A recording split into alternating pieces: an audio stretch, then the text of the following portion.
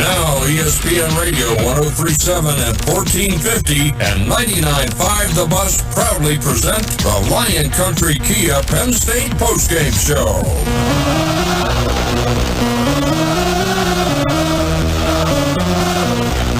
Relive today's game. Hear from head coach James Franklin and have your voice heard. The Penn State Postgame Show is sponsored by W.R. Hickey Beer Distributor, the Dalton Group at Morgan Stanley, Big Valley Cabinets, Blaze Alexander Family Dealerships, First Citizens Community Bank, the Student Bookstore, Stocker Chevrolet, your Cigar Den and Monte Cristo Lounge, the Penn State All Sports Museum, Ben Franklin Technology Partners, Beer Belly's Beverage, Metzler Forest Products and Landscape Center, Joel Confer Toyota and BMW, Joel Confer Quality Pre-Owned, Center Care Inc., the Penn State Bookstore, Lion Country Kia, CSL Plasma, the Tavern Restaurant, Bobby Ray Hall Honda, Center County Recycling and Refuse Authority, BBCI Allen Mechanical and Electrical, Parkcrest Terrace, the End Zone Show and Sports Club, Confer's Jewelers, and I-99 Antiques. Call in at 814-272-9625 on ESPN Radio 103.7 and 99.5 The Bus. Now, here are your hosts, Seyko and Jason Lord. Ohio State gets the win today. They beat Penn State 44-31. This is your post-game show. We want to hear from you.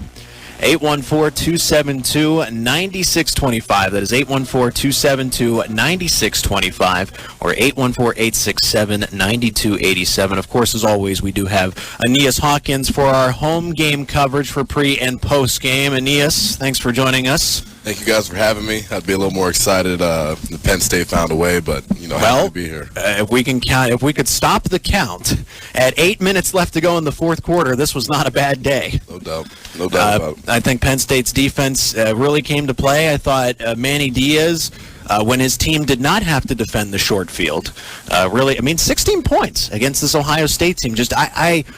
I'm kind of still trying to figure out how 28 points were scored by Ohio State with 8 minutes to go in the fourth quarter. And we want your calls. I can kind of guess what the topics are going to be. Sean Clifford did have 4 turnovers today. Not necessarily all of them were his fault, but I can't say that all of them weren't his fault either. Ohio State winning 44-31. As we went in some calls from some very eager fans of Penn State, I think we should begin with the fact that this was a good game up until 8 minutes to go in the fourth quarter. Turnovers did not help at all. Ohio State has that talent to where even when they're from behind, they don't panic, and that is why they are a college football playoff team, because they're able to do things like that. But I love the energy. I love the physicality. It also worries me moving forward, at least for Indiana, because this game you had so much intensity, so much energy, so much emotion. I don't know how you can replicate that going on the road to Bloomington right after that. I'm not saying, but this is a trap game. Like people, when you don't call it a trap game, it is a trap game. I'm going to go out here and say it, so hopefully I speak it into existence so it doesn't happen. But I worry about Penn State's mindset going into Indiana next week. I know that's next week, and we'll preview that. But Jason, your immediate takeaways from the Ohio State-Penn State game? I think the difference, obviously, was the turnovers. I thought game plan-wise... 4-9. No, Stroud had the one fumble, but... Well, yeah, but did it matter? No, and in that spot, I don't think Ryan Day should have put him in that spot. I think he probably kicked the field goal there, and it wouldn't have mattered anyway. But I think the mistakes at critical times, obviously, and James Franklin made that same point. It absolutely been the difference in this game. I thought game plan-wise, they were ready to go today against a great Ohio State team. I think they really had everything kind of play out the way they wanted it to play out for 3.5 quarters.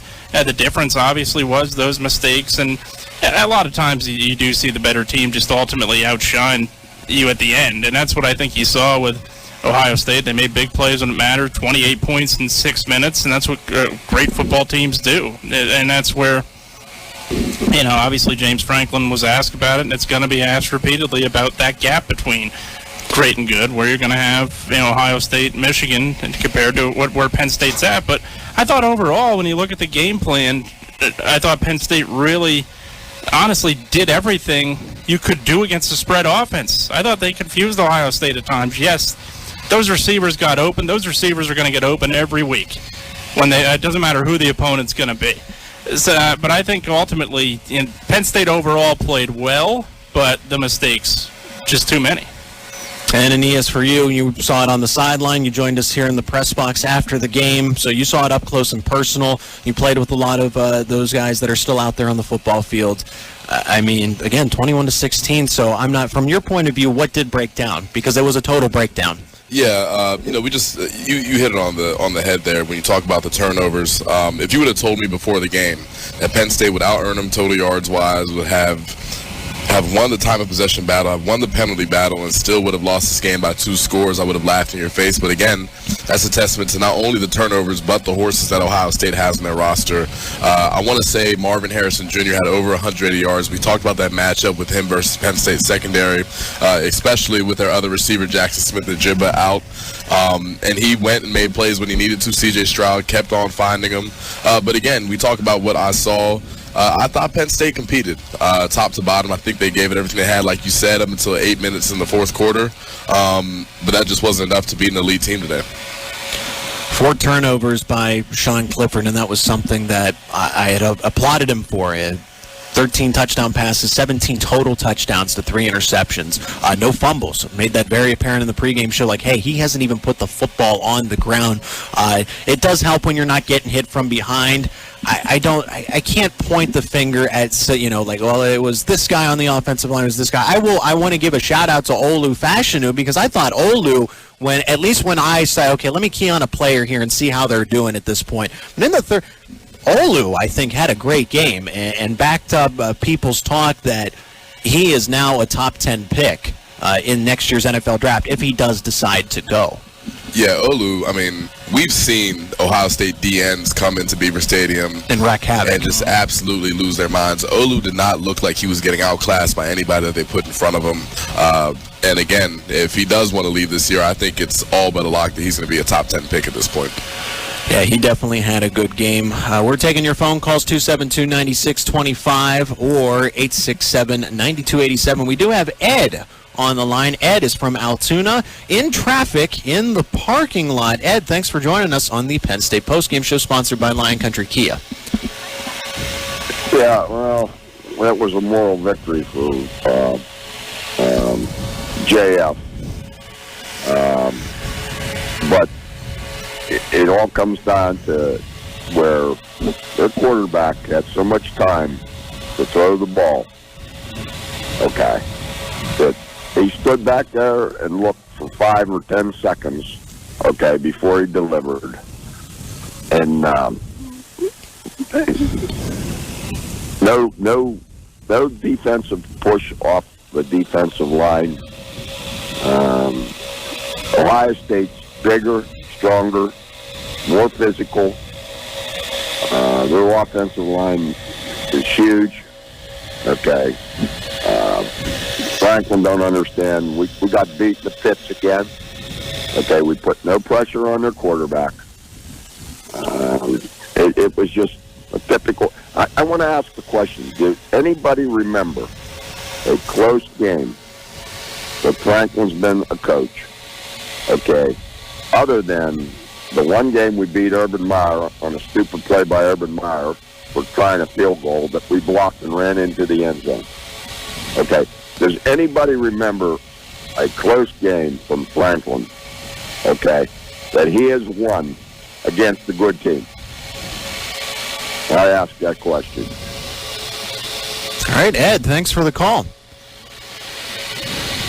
Now, when you're defining good, a little subjective there in terms, because I think you win a game on the road against Purdue, you win a game on the road at Wisconsin, those can qualify depending on what your range of good is. If we're talking like elite, and basically that category falls to Ohio State, Michigan, and they've taken advantage of poor Michigan teams in the past. The whiteout game back in what would have been 2017, where they beat them 42-10. That was awesome, but that was also a much different Michigan team. That magical year of 2016, where they beat Ohio State, they beat Wisconsin. They did lose to USC, but I guess those would fall under that category of the elite. I know what you're talking about. The top 10 teams, because James Franklin's record against top 10 teams is bad, and so is Sean Clifford's. I don't think Sean Clifford's beaten a top 10 team in his Penn State career, and that's something that can be addressed as well.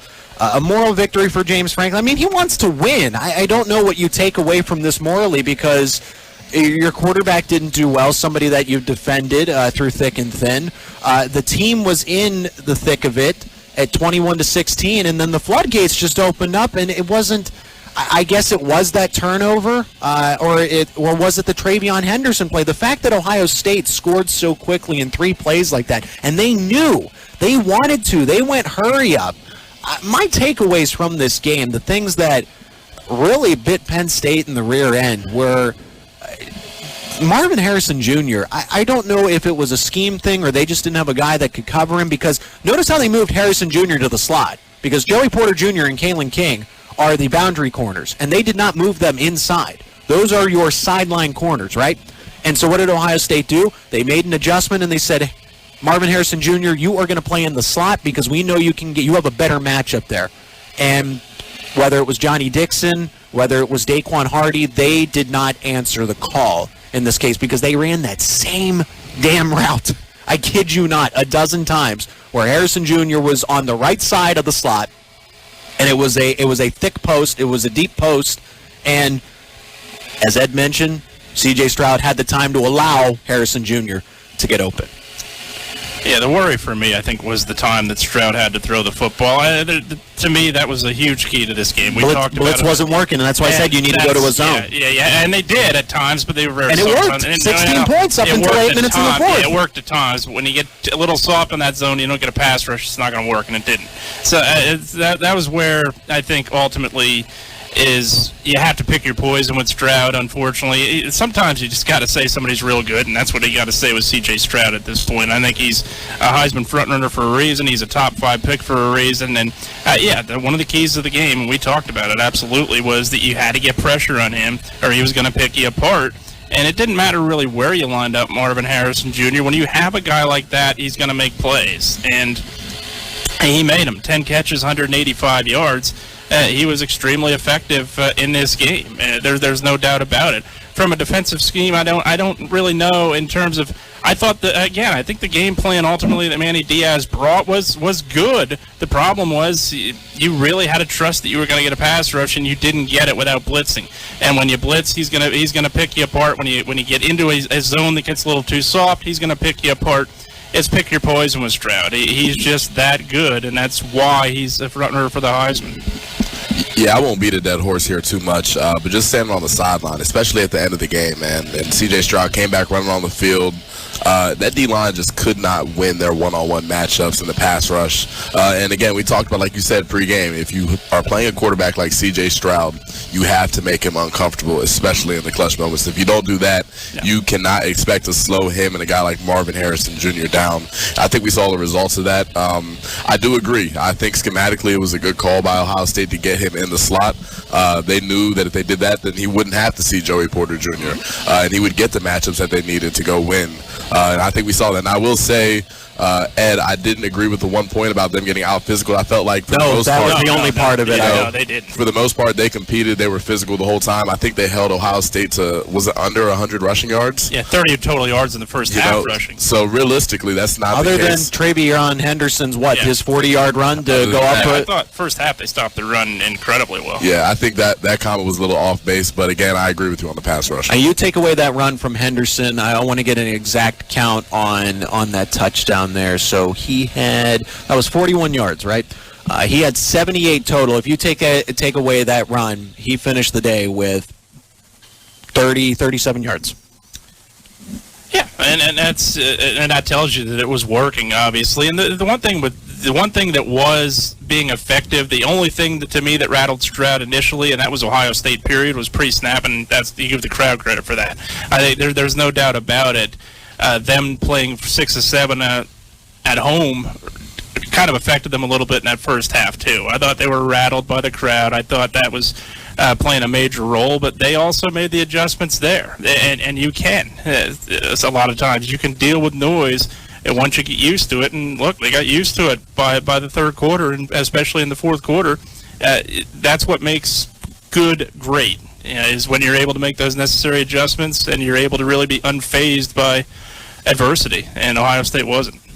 This is the Lion Country Kia Penn State postgame show. I'm Zach Seyko along with Aeneas Hawkins and Jason Lord. We're going to step aside at just a moment here on ESPN Radio and 99.5 The Bus. When we return, we have our out-of-town scoreboard. We'll look at scores across NCAA football and continue our recap of Penn State and Ohio State next. You made the investment in a new electric vehicle. Now you want to charge it at home and avoid those waits at the charging station. PBCI Allen Mechanical and Electrical can help. They're an authorized JuiceBox brand smart charger installer. They can also install any other brand of EV charger at your home or business. And PBCI Allen is a member of the Q-Merit Network, which means they meet the highest standards for safety and quality. Call 814-238-3756 for your free quote or visit pbciallen.com. PA number 11414. Let's talk about tomorrow for a minute. So where do you want to be years from now? Do you see yourself enjoying your retirement? Well, if you hope to get there, you're going to have to plan for it. The Dalton Group at Morgan Stanley can help. The Dalton Group will work with you to create a wealth plan that's based on how you want to live now and once you retire. And the great thing is, they are right here in State College. To make an appointment with the Dalton Group, call 814-861-1733. Morgan Stanley Smith Barney LLC. Member SIPC. Penn State fans, getting the best in Penn State apparel and gifts has never been easier. With a couple of clicks on your computer or mobile phone, the Student Bookstore can make it happen. Whether it's the latest styles of Penn State apparel or great PSU items for your tailgate, the Big Blue on the corner has it all. With great prices, fast service, and a huge selection of Penn State apparel and gifts, you can't go wrong shopping at thestudentbookstore.com or visit SBS at 330 East College Avenue in downtown State College. SBS is open 7 days a week and always online at thestudentbookstore.com. My dear, beautiful, brilliant friends and customers, what is your favorite season? Mine is the season of love. But of course, and the season of love is all year long. If you found your partner for life, your partner in crime, your partner for laughter and love and sharing this amazing life, yay! And now it's time to say those 4 words to seal the deal. Will you marry me? For the diamond that makes the season of love your own favorite, come see us at Conference Jewelers in downtown Bellefonte. Hey, sports fans, make sure to visit your cigar den in Monte Cristo Lounge in downtown State College after the game. They have more than 400 cigar choices, including the popular line of handmade Nittany and Letterman cigars. Stop in and see for yourself why alumni from across the country and around the world return to your cigar den each year to remind themselves of their good old college days and to relive the spirit of their alma mater. Now open Sundays from noon to 5, your cigar den in Monte Cristo Lounge, 127 South Fraser Street on Calder Way, behind the corner room, downtown. FCCB, we'll make it happy for you. If you're looking to renovate your home, tapping into your home equity may be a good way to find funding. A flexible home equity loan allows you to use the amount of funds you need when you need them. And you can choose to lock in the rate on any portion of your balance if you think rates will go up. Call FCCB today at 800-326-9486 or visit us at myfccb.com to learn more. Member FDIC. Together, we'll get it done. FCCB, we'll make it happy for you. Now back to the Penn State Postgame Show, sponsored by Lion Country Kia on ESPN Radio 103.7 and 99.5 The Bus. It's time to check the out-of-town scoreboard. Let's get the rest of the results from college football. Sponsored by the Student Bookstore, a Happy Valley tradition. The Big Blue on the corner has been serving Penn State and the State College community since 1966. Visit the Student Bookstore today for all your Penn State apparel and tailgating needs. 330 East College Avenue, downtown State College. And we know here in Happy Valley, Ohio State takes down Penn State 44-31. It was 21-16 with 8 minutes to go in the fourth quarter, if you can believe that. overbettors are happy. Number 1 Georgia leads Florida 21-3. Number 8 Oregon is ahead of California, who's playing the Ducks closely, 14-10. Kansas, it is all Kansas State. Don't listen to me if you heard the pregame show here. Oklahoma State is being shut out by the Wildcats, 28-0. Wake Forest leads Louisville on the road, 14-13. Illinois getting ready to score. They're 17th in the country, and they lead the Cornhuskers of Nebraska in Lincoln, 13-9. Number 20, Cincinnati trails UCF 10-3. Missouri 14, South Carolina 0. Geez, I was bamboozled by that one as well. I thought South Carolina, being ranked, would be able to beat Missouri handedly.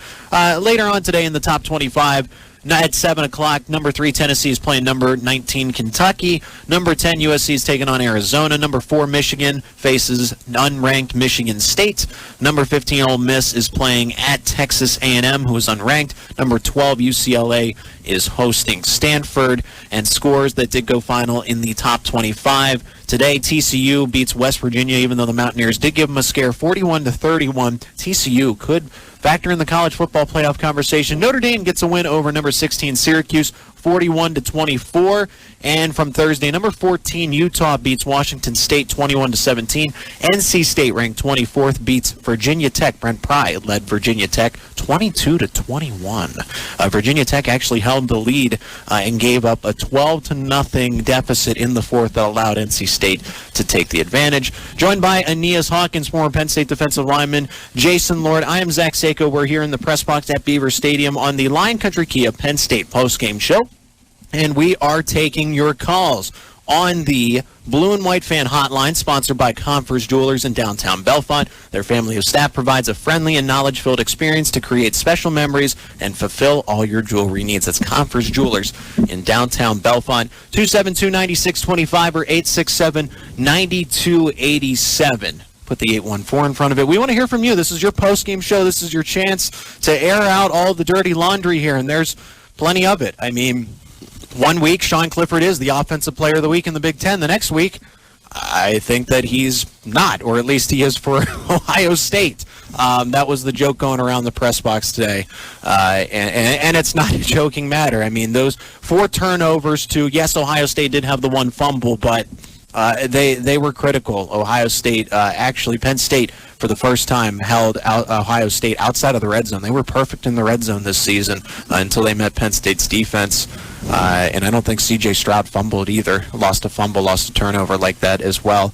Just some positives. But we do want to hear from you. The game, just to recap the game, it started out Ohio State. They went up 10-0, and Penn State stormed back. It was kind of like the Michigan game in a sense, really. How Michigan takes an early lead, Ohio State takes an early lead. You think Penn State's down, you think they're out of it. I thought it was going to be 16-14 at half. They decided not to kick the field goal, but wouldn't have that been weird between Michigan and Ohio State like that?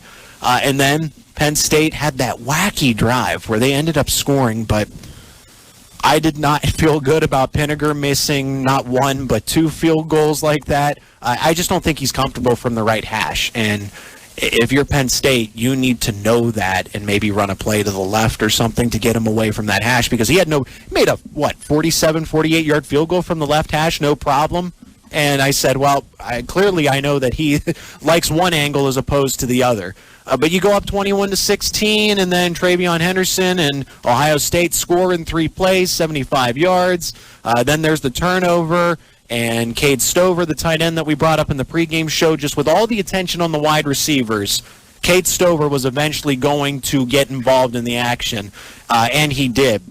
He wasn't as heavily targeted as a Marvin Harrison Jr., but he definitely factored into the game plan with 6 catches, 78 yards in that touchdown. I thought that was a great offensive play because the way Henderson was running the ball towards the end of the game, play action fake, everybody followed him. Yep. He got 2 players. I think Sutherland was supposed to cover him on a play where he leaked out of the backfield, and then Stover was right in behind him. And I said, man, that is a good design of a play call. And then it felt like no one wanted to tackle Stover as he was. I mean, that's a big man. That's a 6'6" guy running right at you. Big guy, and it's cold outside, man. Nobody wants to deal with that.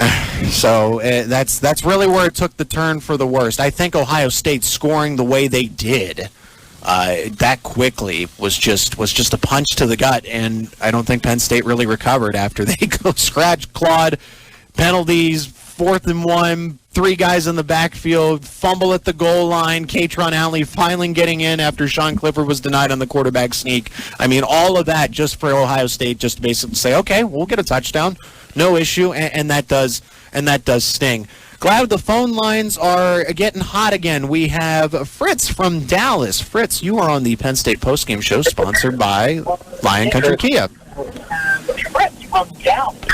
First time, long time. I'm from Dallas. Came to State College to see the Nittany Lions. Successful backdoor cover. What's Franklin doing running the ball on 4th and 1 from shotgun? Put it in the T formation and run the ball up the gut, or maybe a play fake and toss it over the middle. Then the 4th down play, the slant to the tight end, they both work. But, I mean, Jiminy Crickets. I appreciate you keeping it clean for us, because we do have to answer to the FCC if anybody decides to go off the rails here. I thought that and that's... Here's the thing. So I'm trying to, as best as I can, not say, well, it's his fault. James Franklin, at the end of the day, is the head coach.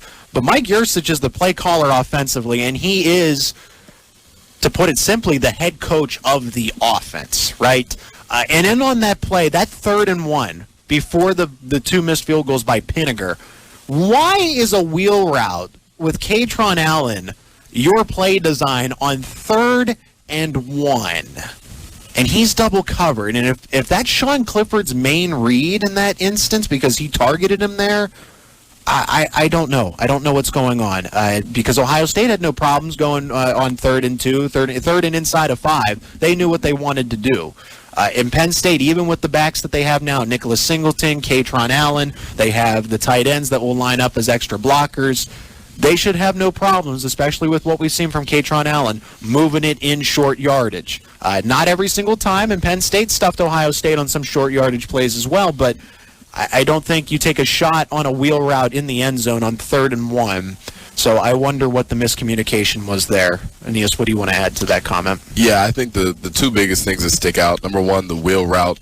I kind of I get it a little bit, just because, in 3rd and 1 in that situation, there's the opportunity to go for it on 4th down. So you can always go back and run the football if you want to. You try to catch the defense on their heels. I get it. But that fade ball, man, it's a low percentage play. We don't really have receivers who are built to go make that play, as I see it. Or running back. Or, and then even the Tyler Warren slant, which ended up working out. Kudos to Cliff and Tyler Warren on that play. It's still like, what is the purpose of having Kaytron Allen in a 5th-year center if we can't go get a yard right here? So I definitely see where you're coming from with that. Yeah, tell me the last time a top 5 wide receiver in the country, take that away. A top 5 player in the NFL, take that away. Taking those 2 things, tell me the last time a fade route worked in that situation. It just doesn't. And that's it. Aeneas is spot on. That's a low percentage play for sure. You are really trusting your guy in double coverage, and basically with a fade route, to me at least, on the outside looking in, you're trusting a man-to-man, and you're going to beat him, you're going to go up and get it. And you need a guy like Randy Moss to do that. And that's a top 5 player. So to me, that is such a low percentage throw in that spot. I agree. 4th down, you can get it there, but I just never agree with a fade in that spot. Why is, if you're going to do that, why aren't you, okay, so you have that T backfield, and there's 3 tight ends on the field, and Ohio State had no idea what to do when they broke out and they spread into basically a 5 wide. Why not do that when you are closer to the goal line on maybe a 1st or 2nd goal, in case you don't get it, with a 6'6" Theo Johnson? Great point. On a 5'10", 5'9" cornerback. And Sean Clifford doesn't have to do anything special. No back shoulder, nothing. Literally, go jump ball, box him out, play basketball here, right? Go get the rebound. And I feel like they've never tried that with Theo Johnson. They've done it, well, they did it on a slant with Tyler Warren, and thank goodness Tyler Warren had the sure hands there.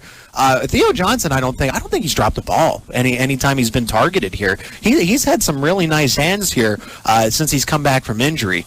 But if you're going to run that fade route, don't run it with a guy that's like that. That truly is like, hey, we got a center on a guard here, box him out, get the rebound, and I think that's what Theo Johnson's for, because I always think about, I'm a Steelers fan reluctantly right now, that when Rob Gronkowski in New England came in, And all Rob Gronkowski did was bully the safety, bully the corner on those fade routes because it worked. Why are you not doing that here? Bigger body, more height, let him go get the football. I want to go back to the phones because you have more wisdom than I do. And we have Rob from Florida on the line and a committed listener to the show. Rob, if you're still with us, thanks for joining the postgame show. I'm still here.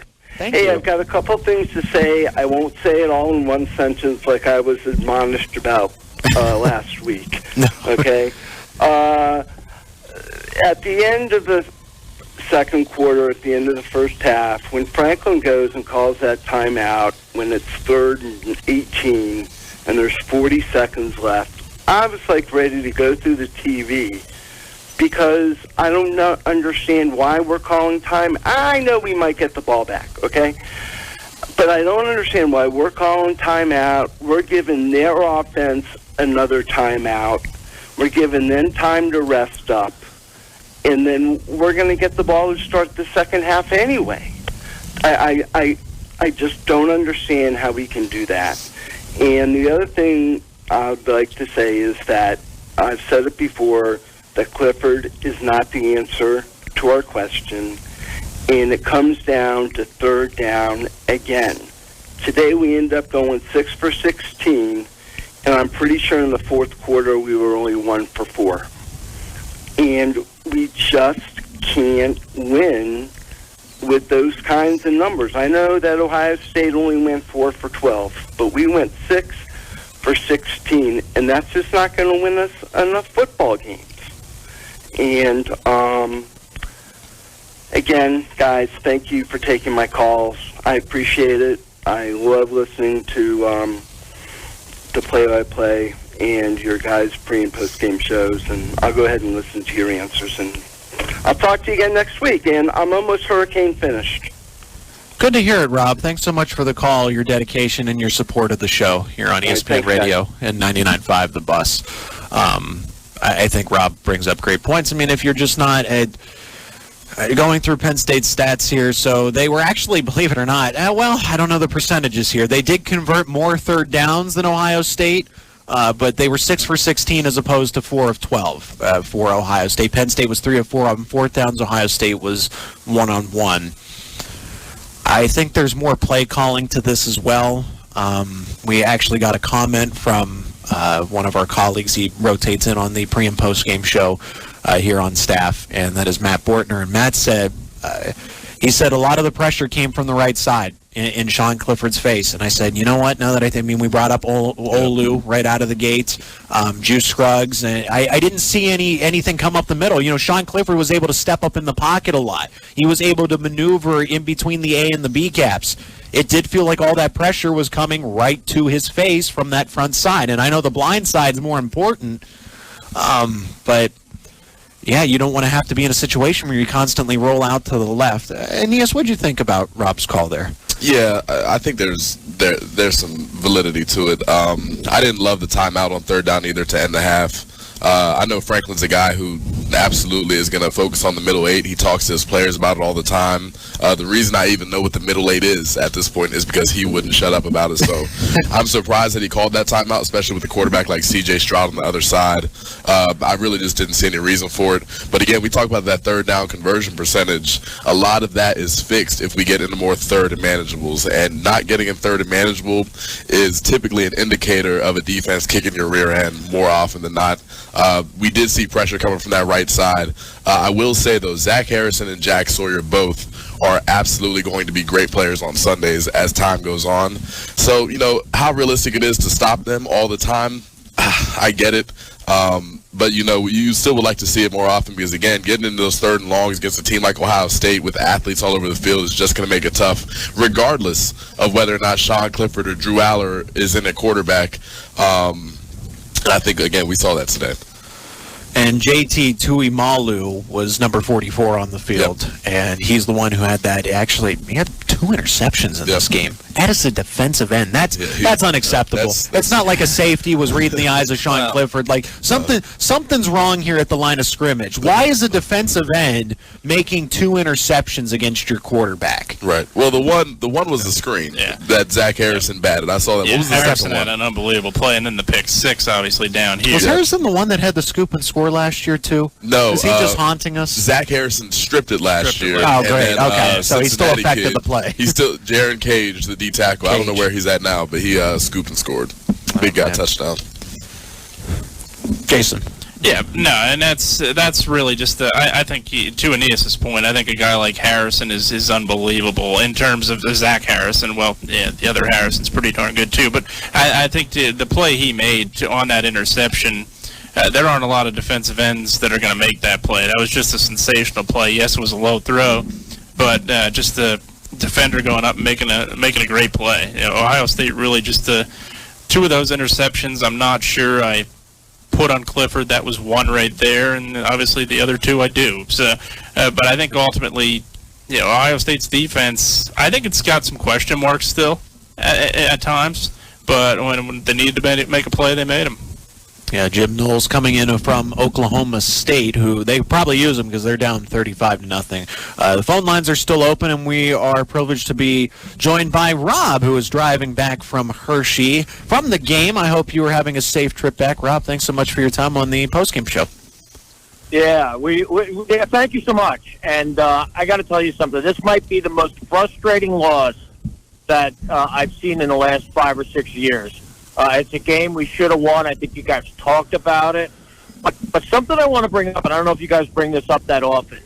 2 weeks ago, or whatever it was, when Michigan got ahead of us, all right? When Michigan got ahead of us, and the announcers in the game were talking about it, they were snapping the ball with 1 second on the clock. I mean, there was still maybe a little over a quarter left in the game, yet they were starting to make the game short.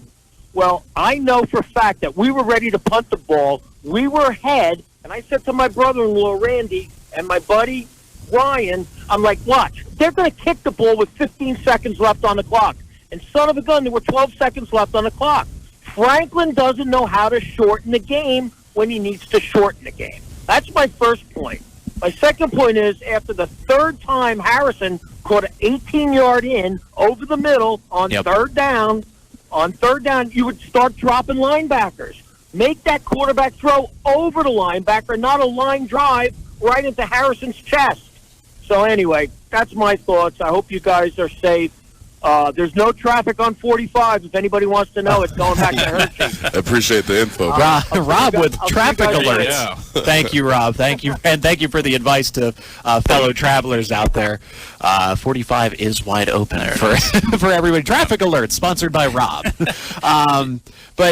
Here, watching, because we have the TV feed as well. So if you're attending the game and you can't see, it was the one play, right, where Marvin Harris, it was 3rd and 10, and this grinded my gears just because if you're going to send the all-out blitz, I know why the coverage is the way it is and everybody's backed off because you want to get him before the chains. So I understand that. But was there any consideration, especially because they did call timeout there? They used their first timeout in the 4th quarter at that point, and Marvin Harrison Jr. What was the thing that C.J. Stroud did? Recognize that it was a blitz. Nobody's within 10 yards of Marvin Harrison Jr. and just flips it to him. He runs the shallowest quick slant the quickest quick slant I've ever seen. Like, it was just a diagonal route. There was no up the field and cut in. It was just a diagonal route. They gave it to him, and he basically rushed his way for 10 yards at that point. And I'm thinking, like, well, if you have the blitz and you press these wide receivers, that allows the defense at least to get to C.J. Stroud's face because there was no pressure from the blitz. So what was the point of the blitz? You're just taking guys away in coverage. And on that play, going back to that TV perspective, it went through the hands of 2 defenders. Abdul Carter almost got a hand on it, and Adisa Isaac almost got a hand on it. I said, man, that is a tight window. Those are the things that you don't see. They bat that ball down. Totally different ball game. I just couldn't believe it. That is truly the case of the ball doesn't bounce your way sometimes. And in this case, it didn't bounce at all since it wasn't knocked down. Let's return to the phones because we are getting some additional callers. Thanks for your patience. CJ from West Virginia. CJ, you are on the Penn State Postgame Show. First off, I'd like to say first time, long time. I got a couple questions. Sure. How do you think Joe Paterno would have handled the situation that Ohio State put us in? Do you think he would have been able to come up with a play to save the game? And also, do you think there's any possibility of maybe getting him back to coach? It's going to take some fancy technology here. Oh boy. Well, Jay. So here's I appreciate the Joe Paterno-led teams, but I'm 26, so I didn't see the national champions. I didn't see those historic, those other than highlights of those bowl games. Jason, you got to see more of those. So what would hypothetically Joe Paterno do in this situation? Well, obviously, to me, first and foremost, Joe Paterno, when we're all the way up until, obviously, through the 90s, to me, I would have never taken, and there's some bias here, I'm sure, in terms of big game coach, I would have never taken anybody but Joe Paterno when it came to that moment. Obviously, those big games he won, obviously 70s, 80s, and even in the early 90s, knocking off Notre Dame on the road in South Bend. What would he have done? Who knows, right? Now, to me, I think ultimately, you look at what Joe Paterno was doing. He beat Ohio State in number 3-2-4. That's a different Ohio State team. Yeah, did he make the adjustments in that game? Absolutely. But again, I still feel like in this game, as we're looking at it, the game plan was fine. I don't know really what was, in terms of the game plan, what was bad about it that I'm looking at. Because in terms of Stroud, you talk about the previous caller, Rob, making the point about linebackers. To me, when you blitz, when you're in zone, you're not going to trust those linebackers can cover in that spot. And right now, where they are, they're inexperienced still. I think there's potential there, and a lot of it. You're seeing the athleticism now, but that's why in that spot you had to do what you had to do. And I still think, obviously, the turnovers were critical right now. The mistakes in this game, I think, are absolutely the difference. Not to beat the dead horse, but I still think game plan wise, you can't. I don't think you put this on the coaches at all. I think when you look at what they were able to do in this game, because they've done a few things differently. Yeah, anytime you lose a game, you're gonna feel that way, but to me, in this game, the turnovers were the difference. I thought the game plan was fine. It was a 14-point game, and let me see how many points Ohio State had off of turnovers. 28 points in 6 minutes. They had 21 points off of 4 turnovers. Yeah, off of 4 turnovers, and one being a pick 6. So that obviously, you're not going to win a lot of games when that happens. I don't care who's coaching. And against Ohio State, I don't care of all teams. Joe Paterno. I don't care if it's the 1970s, Bear Bryant, Nick Saban. Doesn't matter to me. I think when you do that, you're not going to win a lot of games. You make critical mistakes at critical times, you're not in position to win the game. I want to come back to a point you made. This last caller was talking about the blitz from the backers rather than dropping back and getting in that lane for that I had slant. questions about that too. And it's understandable. The thing with a Manny Diaz defense that people are going to start seeing is sometimes his method is going to be celebrated, and other times it's going to be an issue. Live by the sword, die by the sword. When his back is against the wall, when he sees that he's not getting pressure on an elite quarterback with just 4 rushers, he has to find a way to disrupt him. So for me, when I see him blitz and it doesn't work out, I understand why. And to me, it just comes down to the chess battle that the coaches were playing. I think those Ohio State OCs and coaches knew that when things got hot, Manny Diaz was going to send pressure to try to save himself, and that's where that one-step slant that Marvin Harrison ran came from. We do have more callers waiting. We do have to take a break, pay some bills here on the Penn State Postgame Show. We come back with the play of the game, and then we are still taking your calls. We have John, Rick, and Dylan waiting on hold, so please be patient, and we will get to you in just a moment here on ESPN Radio and 99.5 The Bus as we continue with the Penn State Postgame Show. Hey, Penn State fans, recycling at your Beaver Stadium tailgate is as easy as blue and white. Just remember to follow these simple instructions. All plastic, glass bottles, and metal cans go into the blue bags, and paper and other trash items go into the clear white bags. True Nittany Lion fans always leave their tailgate areas better than they found them. Once again, when you're tailgating at Beaver Stadium, all glass bottles, metal cans, and plastic bottles go in the blue bags. And all paper and trash items go in the clear bags. Thanks for recycling from the Center County Recycling and Refuse Authority. Penn State fans, getting the best in Penn State apparel and gifts has never been easier. With a couple of clicks on your computer or mobile phone, the student bookstore can make it happen. Whether it's the latest styles of Penn State apparel or great PSU items for your tailgate, the Big Blue in the corner has it all. With great prices, fast service, and a huge selection of Penn State apparel and gifts, you can't go wrong shopping at thestudentbookstore.com or visit SBS at 330 East College Avenue in downtown State College. SBS is open 7 days a week and always online at thestudentbookstore.com. You're proud of your favorite team the way Lion Country Kia is proud of theirs. If you're ready to drive with pride, the LCK team is ready to help. Check out Lion Country Kia's huge selection of new Kias and the best selection of the area's top pre-owned cars, trucks, and SUVs. This season, for the best selection, the best service, and the best price on your next vehicle, see the team at the Lion Country Kia showroom on Driveville Street in State College and find out what the Lion Country Kia team is all about. We are Lion Country Kia. Your home, it's your sanctuary. And your kitchen, it's the space where you can dine, relax, socialize, and even catch up on some work. So whether you're ready to build the kitchen of your dreams or want to remodel your current one, turn to the professionals at Big Valley Cabinets, a local favorite for top quality cabinetry. Let one of their friendly representatives come to your home, take accurate measurements, and provide you with a free estimate. Call Big Valley Cabinets today at 717-935-2788 or visit them at bigvalleycabinets.com. The interior of Beer Belly's beverage is no 5-bedroom colonial, no man cave or private bath with built-in bookcase here. It's more, much more. If you could live here, you'd jump faster than a yellow lab attacking your last chicken wing. Some addresses have prestige. This address has prestige and beer. But unless you're one of the more than 500 labels we carry every day, you'll just have to sleep on the porch. Beer Belly's beverage. It's where beer lives. Find us on Facebook or visit beerliveshere.com. Hey folks, Gina Corey Stocker from Stocker Chevrolet. The leaves are starting to change and the temperature is starting to drop. What a great time to celebrate truck season. The Chevrolet Equinox earned the 2022 J.D. Power Top Rank Compact SUV, and this month you can get up to $1,200 off. And our Silverado 2.7 1500 LTD has up to $750 off, plus a $1,000 accessory allowance. And remember, only at Stocker Chevrolet do you get the Stocker Advantage to the purchase of any new vehicle that comes with oil changes and a whole lot more. So come on down to Stocker Chevrolet or visit us online at StockerChevrolet.com. Work your whole deal and we'll deliver the car to you. Chris, you're not acting like a grown-up in our relationship. Am too.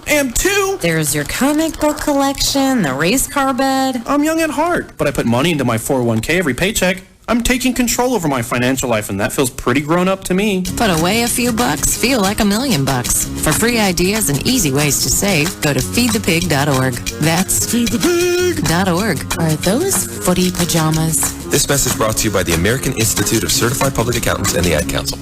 Now back to the Penn State Postgame Show, sponsored by Lion Country Kia on ESPN Radio 103.7 and 99.5 The Bus. There was one moment that helped decide the outcome of today's contest. Long and deep far side, reaches out and juggles, got it, touchdown, Penn State! Now the guys nominate the play of the game. Sponsored by Center County Recycling and Refuse Authority and the Nittany Lion fans who took the time to use the blue bags to recycle at today's game. Down here. Back, blitz coming, throws, Washington's got it, first down 50, breaks away, far sideline 40, he's to the 30, 20, 15, 10, 5, touchdown Penn State! They needed to be the next team to score, and they did it. Steve Jones always with a great call from Learfield and here on ESPN Radio and 99.5 The Bus. I'm Zach Seyko, joined by Aeneas Hawkins and Jason Lord. Obviously, that play doesn't matter in the scheme of it. I mean, I have no idea how Parker Washington did it. The way he was hit by two Ohio State DBs, spun out of it, and then he just turned on the afterburners. I do want to thank the patience if our callers are all still there. John, you were up next if you are still with us from Indiana. John, you are on the Penn State Postgame Show. How we doing, guys?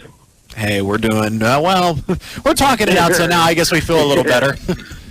Hey, first thing I wanted to mention, Aeneas, I saw you on Nitwits a couple of weeks ago, man. You were really good. I appreciate that, brother. Thank you.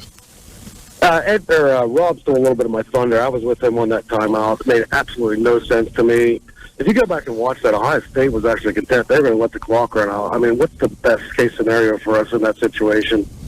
I didn't get it.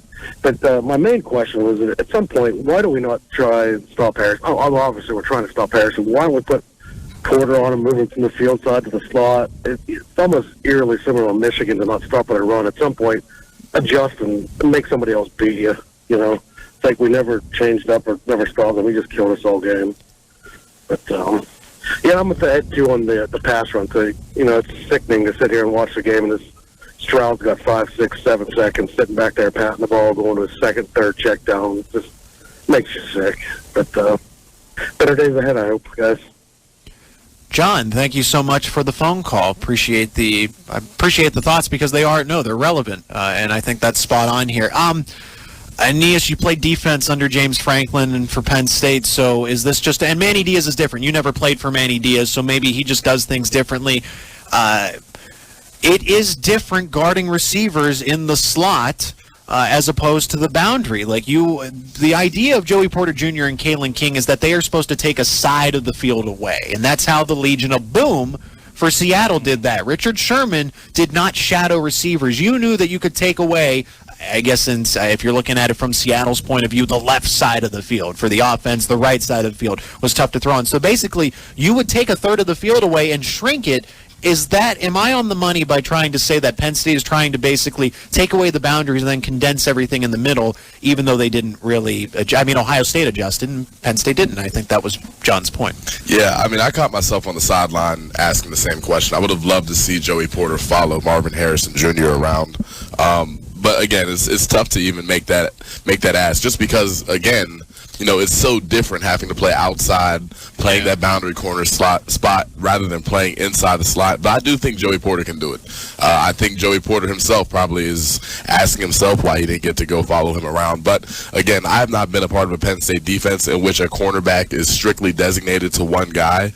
We've played. You don't see that often in college in general. It doesn't happen often. And then, you know, I caught myself asking myself, you know, why aren't we pressing him more often when he caught that little slant? But then I remember the beginning of the game, I think he caught a big ball early, getting pressed on the line of scrimmage. So against Kalen King. He got by Kalen King. And Kalen King has played high level football too. So, you know, it's tough. At some point, you play a kid that's just so good that really no matter what you do, you're probably not going to slow him down too much. But I would have liked to see Joey Porter on him a little bit more for sure. Back to the Blue and White Fan Hotline, sponsored by Conference Jewelers in downtown Bellefonte. Rick, if you are still on the line, Rick from Altoona, you are up next on the Penn State Postgame Show. Yep. How we doing? Well, wish better. Penn State's 6-2. They were in it, and I think that's where the heartbreak just comes in, because it was 21-16. It's like, man, you felt good. The home crowd, the energy, and Ohio State responded in probably the worst way that I expected them to. So, what is on your mind? Yep. Let me tell you, I'm from Ohio. I've been going to the game since I was a kid. I just want to know your opinion on Sean Clifford and if Drew Allar should be the starting quarterback moving forward. All right, Rick, thanks for the call. Short and sweet, and I'm glad he didn't beat around the bush. I probably am, because I feel like I have to go in circles before I get to my point here in the middle. This is tough, because I don't know that Drew.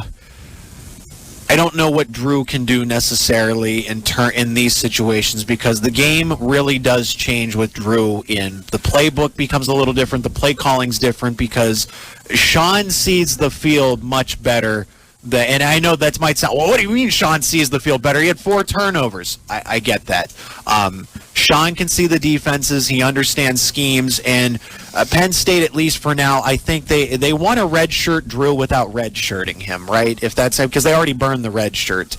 I think, if the season kind of gets lost, if you somehow lose to India, and that's why I don't want to speak it into existence, because I'm really confident that this team, if they stay mentally focused, they can go 10-2 and finish with a New Year's Six bowl. And it's like, that's that, and Sean Clifford gave it the best that he could, because it's not like Drew's going to save the season. What is he going to do? Lead us to a national championship? Lead us to a college football playoff? I get there's the crowd that's going to respond with, well, get him the experience now. Who cares if they go 7-5? Who cares if they go 8-4? Drew Allar's out there, and that's all that matters. So it's kind of finding that balance. Is it, we need to tank for Drew so that he can get the experience, and maybe they won't necessarily tank. But Maryland would be a tough opponent for him. I think there's some favorable matchups on the schedule because Penn State is a top 20 team, but clearly they are not a college football playoff contender with Michigan, Ohio State. There's a hierarchy here, and that's where everyone kind of had them. Penn State as this third team. So I don't know what Drew does for Penn State right now at this point, other than, hey, he just kind of gets his skin's going to be a little tougher at the end of the day if he starts or gets a little more playing time. Aeneas? Yeah, I would say my take on this has kind of changed, especially now that we're 2 losses into this season. I do think Penn State football still has a chance to finish the year 10-2, and I think there may be value in actually getting Drew Allar on the field a little bit more, just because, again, it gives the defense more to have to prepare for. Like you alluded to earlier, it just changes what type of play calls you have. Penn State has more of an ability to stretch the field, I think, with Drew Allar in a quarterback, just with his arm talent. But again, I don't think it's time to say forget Sean Clifford, get him off the field. I still think he's this team's best option at quarterback. And I also believe there's value in getting Drew Allar that experience in meaningful snaps to try to carry this team to what they hope is a New Year's Six Bowl potentially. Jason? Yeah, I think that's right on. To me, should you get him on the field a little bit more? Absolutely. I think he probably should have been on the field in that final drive of the game. Yeah, you're down. I don't think there was no point because, again, it doesn't change the outcome. Exactly. You're down 44-24. I think you get him in there. And I think you get him on the field a little bit more. But, no, you are. There's a difference between, to me at least, a 6-2 team and a 4-4 team. Yeah, you still have the chance to go 10-2. You don't completely mess around with what's going on. So, yeah, Sean Clifford is your quarterback. I don't think there's any question about that. But getting Drew Allar on the field, absolutely. I think you do get him on the field a little bit more. You get him more playing time. Yeah, you have burned that red shirt, and rightfully so. I think that was the intention. I think you are going to, hopefully use him a little bit more. And as we get towards bowl game or whatever, as we get that far down, I think you are going to, in all likelihood, definitely use him a lot more. But to Aeneas' point, absolutely. I think you get him on the field a lot more. Do you change everything? No. Do you start him at quarterback? No. I don't believe so at all. You look at the NFL right now, that draft class of 2021, they had to sit back and wait because some of them were drafted by teams. The 49ers come to mind right away. Trey Lance was behind Jimmy Garoppolo. Jimmy Garoppolo is a quarterback for a team that can potentially win a Super Bowl. They're one of the best teams in the NFC. So, no, you don't just bench him and put him in right at starting quarterback. It's not going to work that way. I think, can you get them playing time? Can you design plays to get them on the field a lot more? Yeah, I think you can. Because here's the disconnect. The reason Sean Clifford is on the field because he's doing something differently that we're not seeing in practice or in the film room, and I think that's it. When you have 6 years of experience, okay, are you just going to promote the intern up to a managerial position? Well, he has potential. He has potential. We need to get him used to the position and whatever. That's kind of the situation that we're in here. You have an experienced manager versus someone who getting the foot in the door. And Drew Allar is very talented, but it's kind of in that situation that Sean is the better cerebral quarterback. I mean, that's hard for a true freshman coming out of high school, the system that he came from, where it's real simple because it capitalizes on the athleticism. It doesn't, the high school players in that spread system that he ran, I'm not saying they couldn't handle it if they had a little more responsibility, but it's simpler, it's basic so that you can maximize their talent without them thinking too much, right? If that kind of, Aeneas, I hope I'm making sense here in that case. Whereas Drew didn't have to do too much. He was able to maximize his talent without overdoing it, and that's why that Medina team was so good. Yeah, I can't relate. I wasn't the number one quarterback in the country. I wasn't a 5-star, but once you hit a certain level, regardless of position, regardless of your star rating, high school football is easy and it should be thoughtless. And if it isn't, and that's exactly, it's thoughtless. You're good, especially when you're really good. 100%. And here's the other part of that, though. A lot of times, you are the number one recruit in the country. Yes, you're far and above better on the field. Are you far and above better on the field at college level? I'm not so sure about that. Same with these. You look at recruiting and how it's done. You watch film and recruiting tapes. Are you seeing how Drew Allar reacts to a pick six? Are you seeing how he reacts to a scoop and score? Or what Penn State's scout defense doing to confuse him in practice? Exactly. And maybe you're missing. You're not exactly. You're not seeing everything. You're seeing obviously the potential. And we've seen the potential already on the field. Can fire a laser. Absolutely. That's great. But what happens when the defense shows blitz, backs out into a cover 2, and then because we haven't seen Drew in a situation where the defense is like, hey, it's a 3-point game. We're giving you our best look. What are you going to do? We saw him for a couple snaps against Purdue, but that was a couple snaps. We saw him from an Ohio team that was already way behind. A game where we saw him come in against Auburn, team, again, way behind. So they're not doing a whole lot to say, we got to get in this quarterback's head. We got to throw him our best blueprint, and he's not going to have any idea. And how do you get him those meaningful snaps? By getting him on the field. But this season is not lost, even though national championship, the conversation for that is over. And I hate that it's over. It's fun to have that conversation. But now best case scenario is still a New Year's Six Bowl and a top 15 finish. And I think that's definitely within reach with Sean Clifford. And people are just kind of rolling their eyes. I know that there's a half of you in your cars that are rolling your eyes right now. And it's like, but that's where this team is in general. I think whether it's Drew, whether it's Sean, whether it's Christian, I think that's where this team is, that their ceiling was 10-2 at the end of the day.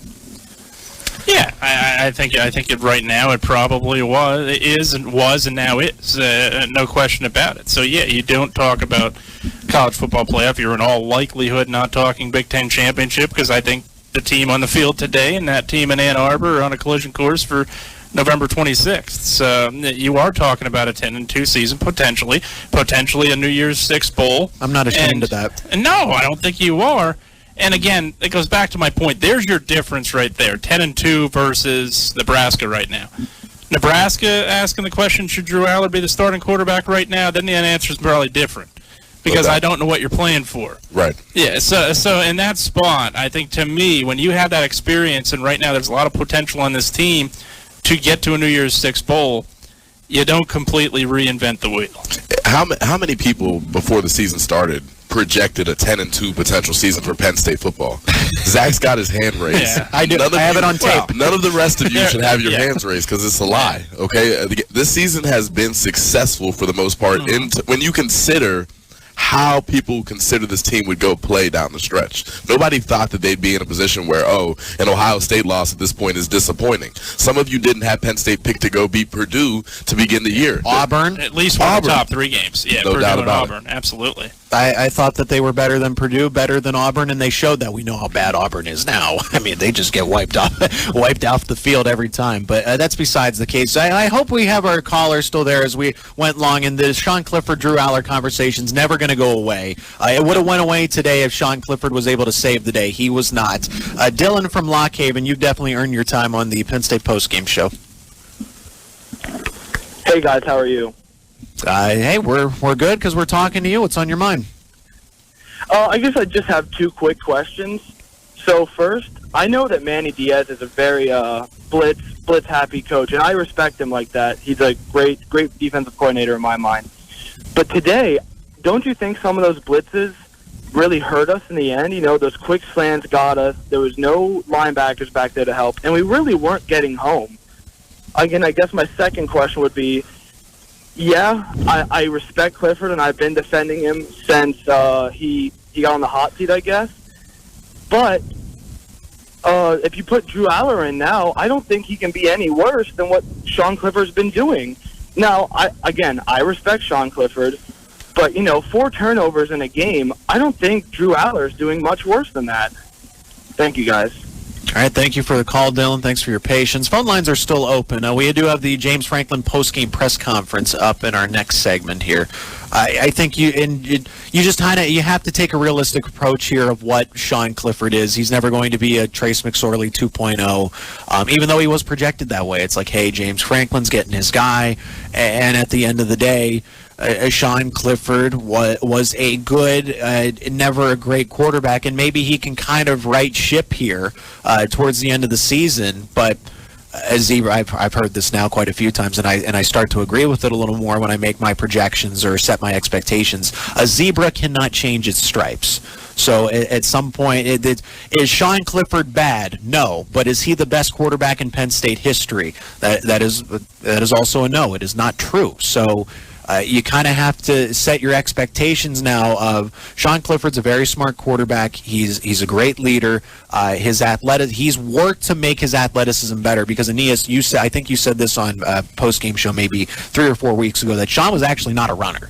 Never was. He never was really a runner, and he worked his tail off to become a guy that you had to respect in the mobility. So I think he's a fighter. I think one day he will ultimately coach because he just understands the game so well. But the greatest athletes in the world are the ones that understand the game and they have the talent to go along with it. And I think Sean Clifford's just not at that bar that everybody wants him to be. And that's very tough to do. How many teams are in this situation? Look at Clemson with DJ Uiagalelei, who was a top quarterback 3 years ago, and now he's on the hot seat. And I don't know what Clemson. I think they have a bye week, but he might be benched. He was taken out for a backup quarterback, and the backup quarterback didn't do anything, but they won the game. So it's like, and is that what we want? I guess with Drew Allar, maybe.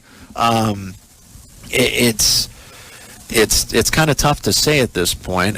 Jason, what else do you think we can add to that? I think at this point, I just go back to not changing too much to what you have, and I understand a backup quarterback, no matter who he is always going to be the most popular guy on the field. Absolutely. Tommy Stevens. Yeah, absolutely. Remember, oh my goodness, calling for Tommy Stevens over Trace McSorley. Trace McSorley and Christian Hackenberg was here. So there's a reason why pro teams trade 3 or 4 first-round picks for a quarterback. A franchise quarterback, because they're few and far between. They're hard to find, and it's also hard to find a quarterback that they're a born winner. They have that the cliche that people hate hearing is the it factor. Trace McSorley had that. Michael Robinson had that. It's not easy to find. And how long did it? Michael Robinson played wide receiver. He was a lot of different positions. Yeah, so before he finally settled in at quarterback. Absolutely, it's not easy to find those guys, and it's very difficult. And sometimes you just never know if you have that. So, again, I think you talked about, you hit on it with Clemson, and that's why, to me, it goes back to the point I made earlier, you guys were agreed to, that you probably put Allar in there when it's 44-24. Just kind of send the message, okay. And that's the best defense you might face all season. Defense you're going to face all season. Yes, they're in prevent defense. You're going to move the ball a little bit better, but that's kind of the message, like, okay, Sean, your day's over.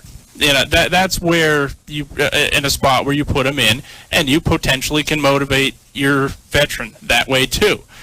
But you can't entirely just change everything. You can't come in next week in Bloomington, in my opinion at least, saying, "Hey, Drew Allar's the starter. Sean Clifford, you're out the rest of the year." You just can't do that on a team that is 6-2. To me. You don't want to completely change. It takes a while to find an identity of a team. You don't want to totally change that identity overnight, really, when your record is 6-2 and you have the potential to get 10-2. Back to the phones. Aeneas, did you have something to add? No, I mean, if I'm going to say anything quick, it's just that I don't know how much better this season is going if Drew Allar is in the game playing, starting out. You get blown out of Michigan one way or the other, and then today, understandably so, Sean Clifford didn't play his best football. He struggled. He turned the ball over, but that was not a trend that we had seen all year long before today. So to pull the plug after one game to me is a little bit ridiculous. Against a very good team. It's not like this happened against Northwestern. This is the number 2 team in the country, and then again, furthermore, there were other areas on the field that would have absolutely helped this team win. We keep talking about pass rush. We keep talking about stopping Marvin Harrison Jr. from having almost 200 total yards. I think we're putting too much blame on one person.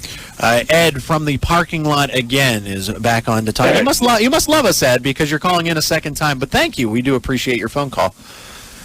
No, we've been arguing that, and I don't put any. But Sean Clifford has done a good as job as he can do. Okay, and he's been tough. He's been beat up. He's been hurt. Okay, but it doesn't make any difference.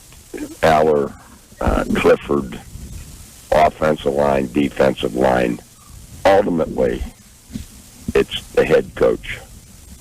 That's where the problem is. Okay, and Ohio State has the horses. Ohio State has linemen, both sides of the ball. Ohio State has linebackers, defensive backs, and yes, we have a few good ones, but it's coaching. It's coaching. What we recruit does not get coached up. Otherwise, this is his 9th year. This is his 9th year. How are we 1-8 against Ohio State? I don't. Just boggles my mind. It has to go to the coach, and that's the way I feel about it. And Sean Clifford shouldn't have to shoulder the whole situation, as far as I'm concerned. He's done the best job he can do for Penn State, and I appreciate that. But I'd put it on the head man. He's making the big bucks. Okay, he should be doing a better job, not the mediocrity job he's done. Look at his last 2 years, losing to Illinois. Look at a 50-50 season the last 2 years. To me, if that's what Penn State wants, if that's the mediocrity we want, if that's what the administration wants, if that's what the fans want, then okay. You know, that's what Sandra Barber wanted, okay. But it's coaching.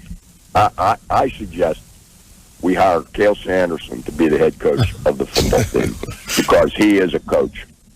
He is a coach, and there's a difference. And any guy that's ever played football or wrestled or played basketball or any other sport knows a coach, and we don't have one. I'm sorry. Okay, thanks, guys. Ed, thanks for the call. A lot to unpack there, because the first thing that came to my mind was Michigan.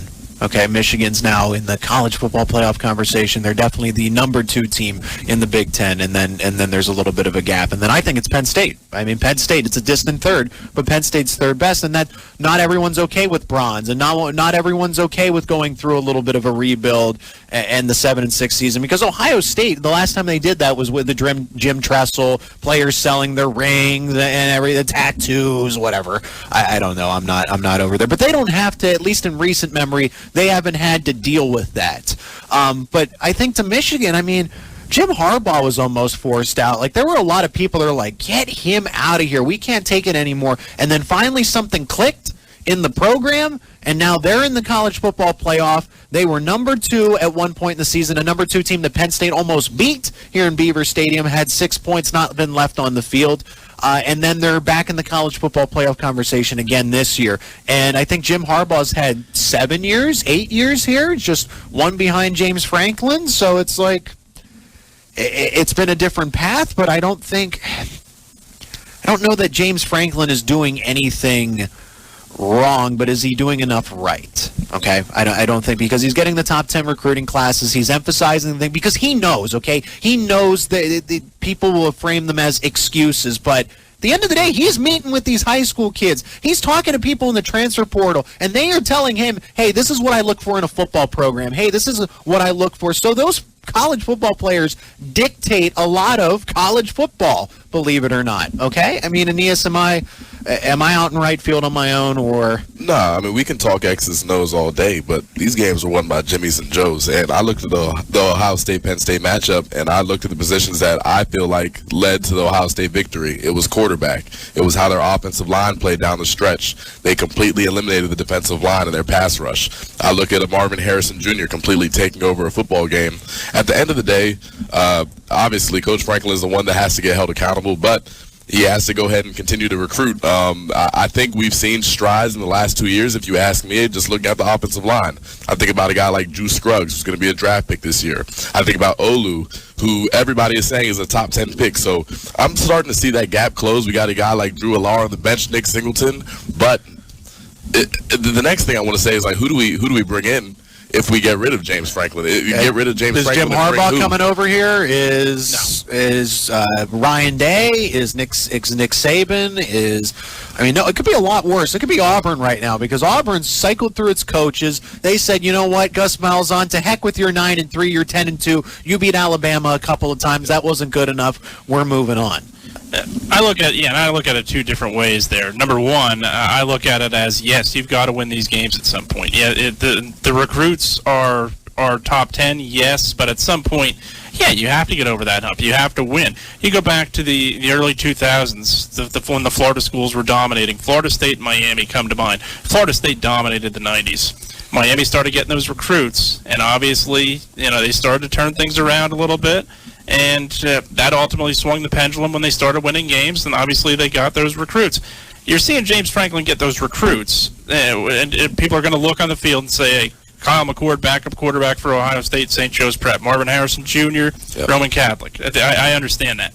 But right now, I think James Franklin is getting those recruits, so that's not the problem. The problem does become you got to win these games. I agree with that completely. As a coach, that is, you hate to use the word legacy. That's your legacy. You got to win the big games, and that's where Jim Harbaugh took the criticism of Michigan.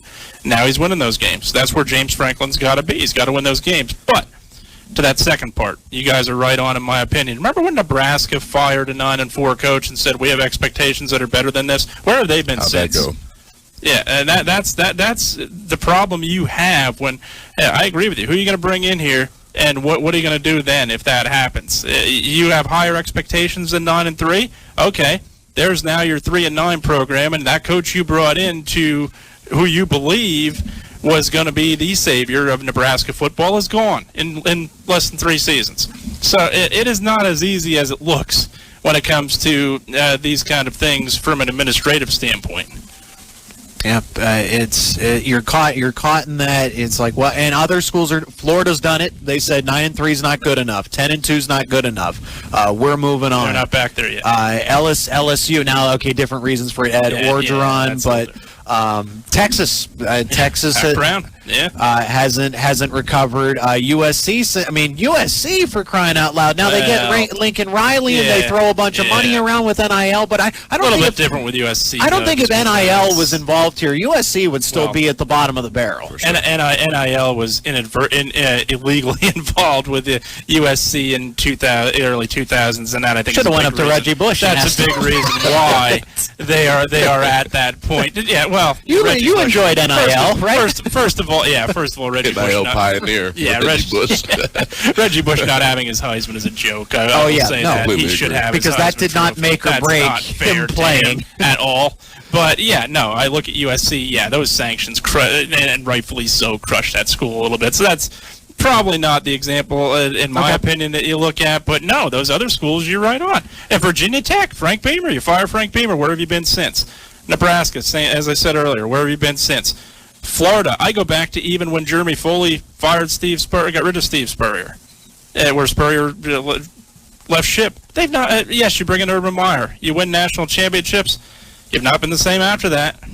You have the expectations to be a national champion. I understand that, but who do you bring in to be that national champion if you are truly going to make those changes? Look, we have seen this here before. And to me, the name Joe Paterno was brought up earlier.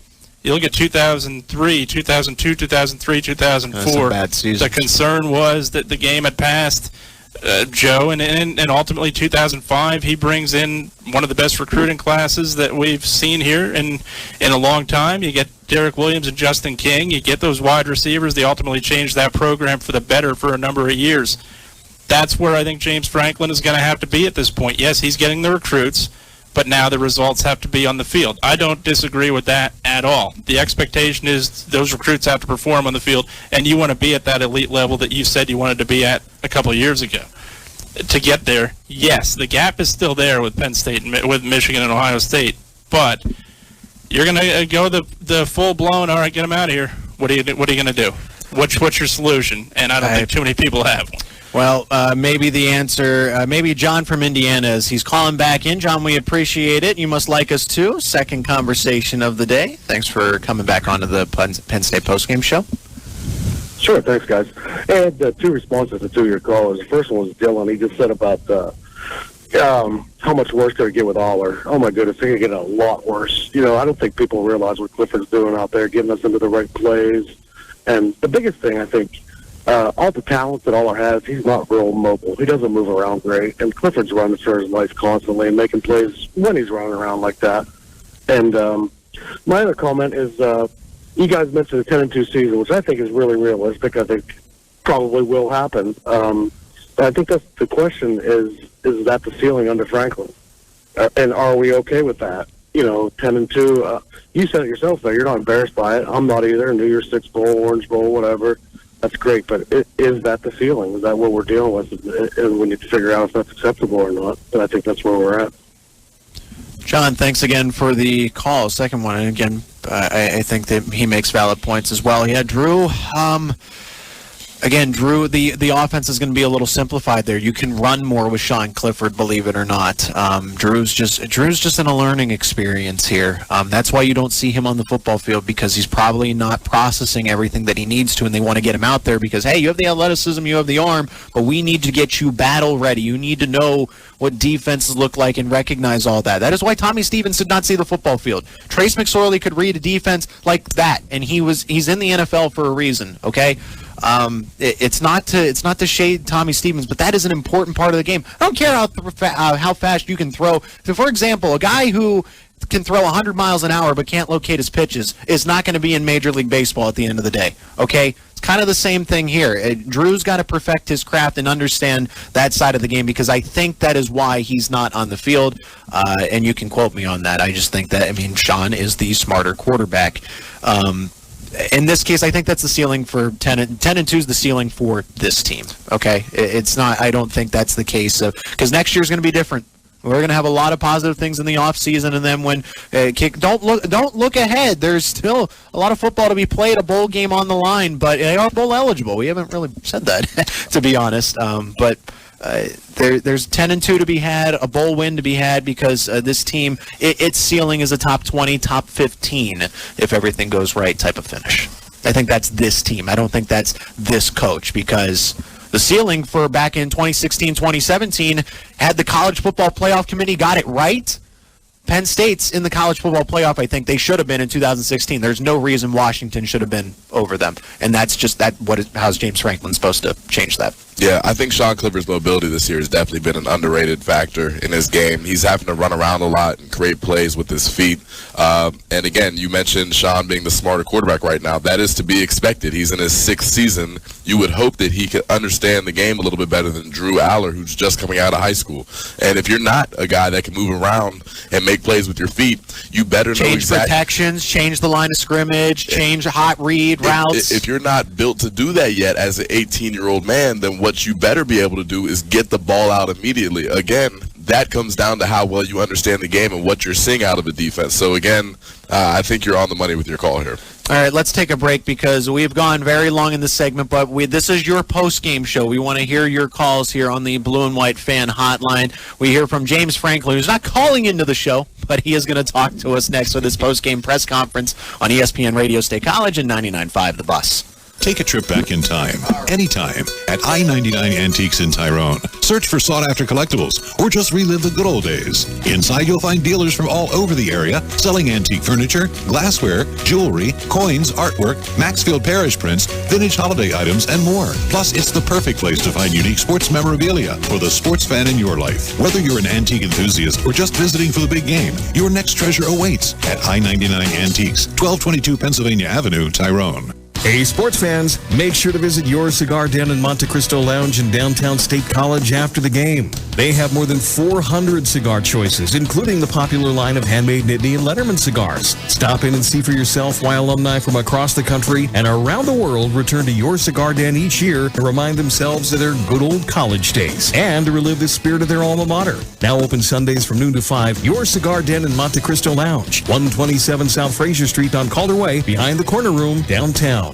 Honor Penn State Athletics military veterans with the opening of the new exhibit, I Am a Penn Stater, Nittany Lions in World War II, at the Penn State All Sports Museum. I Am a Penn Stater chronicles the contributions these athletes made during the conflict, from their training to fighting on battlefields to their post-war occupations. Check out their letters, photographs, diaries, and artifacts today at the Penn State All Sports Museum, located at the southwest corner of Beaver Stadium. Go to psusports.com/museum or call 865-0044.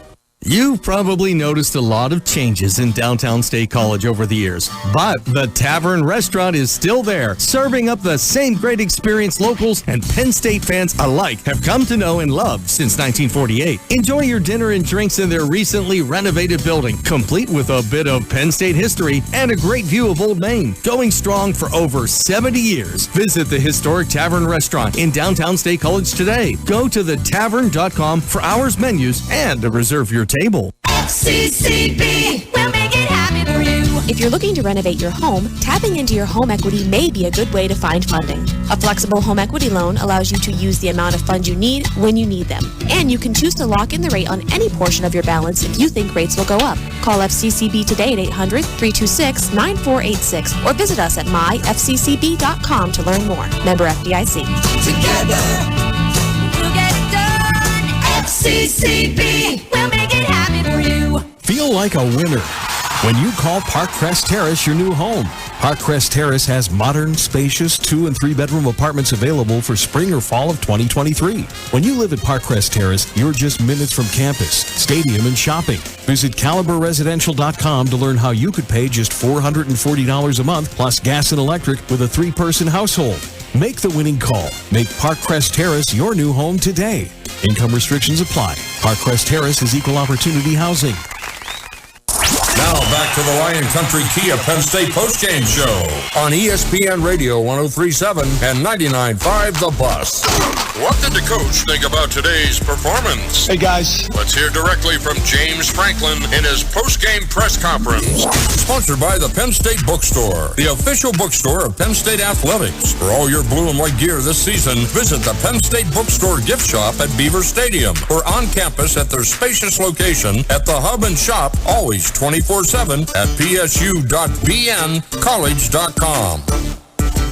Before we get to James Franklin, we do have a couple more callers. Thanks for waiting in between our commercial break here. It is the Penn State postgame show, and we go to Mark outside of Columbus first. I hope you are a Penn State fan, and you're not trying to rub it in for the Buckeyes. No, certainly not. Heading back to Indiana. Actually, live in Bloomington. Going to be at the game next week. And that was actually something I was going to call about. You know, typically coming off these losses, I know you guys talked about it earlier, being a trap game. And I know Indiana's going to look at this as a big game next week, and they're going to be bringing everything. But my question is, do you guys think, you know, we were talking about bringing in Allar and a lot more, going into it with a game plan to rotate Allar in, maybe highlighting more Harrison Wallace, Amari Evans throughout the game, giving them bigger playbook. And yeah, I'm just interested in hearing what you guys think about giving them bigger roles next week. Not, booting Clifford to the side, but, going in saying we will get this many snaps and this many plays with these guys. All right, Mark, thanks for the call. And I also came off a little hostile there. But when I saw from our producer, Mark from outside of Columbus, I said, oh, no, they're behind they're in our territory. They're trying to take over our post-game show. This is meant to be a blue and white fan hotline. But yes, if you are a fan of another team, we will gladly take your call. We are open to all of that. So, Mark, forgive me if you think that I was coming off. I jokingly hostile here. In terms of, so Amari Evans and Trey Wallace and whatnot, Parker Washington, had an incredible game. He is the second receiver in Penn State history to have 2 100-plus yard games against Ohio State. 11 receptions, 179 yards, and a touchdown today. Okay? I don't think... and Keandre Lambert-Smith had a touchdown as well. He's been banged up. They've rotated him in sparingly, but he still looks like himself out there, and I like what they've contributed. And same with Mitchell Tinsley. I don't think he's gotten enough. He didn't get enough targets today, but that's because it was a Parker Washington day. So I totally get where you're coming from and saying, hey, let's see Amari Evans. Hey, let's see maybe a Caden Saunders, who I think can be like a KJ Hamler, essentially. Another type, because he's shorter in stature. He's not the tallest guy around, but he's quick in and out of his cuts. I've heard great things about his route running, his hands. What does that have in common? KJ Hamler there. So maybe get him on the field as well, if you can in spots. But there's levels to this, and there's the green light, yellow light, red light situation. I think they want to preserve his red shirt at the end of the day. Before we get to Ed from Georgia, Aeneas, do you think that Penn State should try to rotate in a Drew Allar?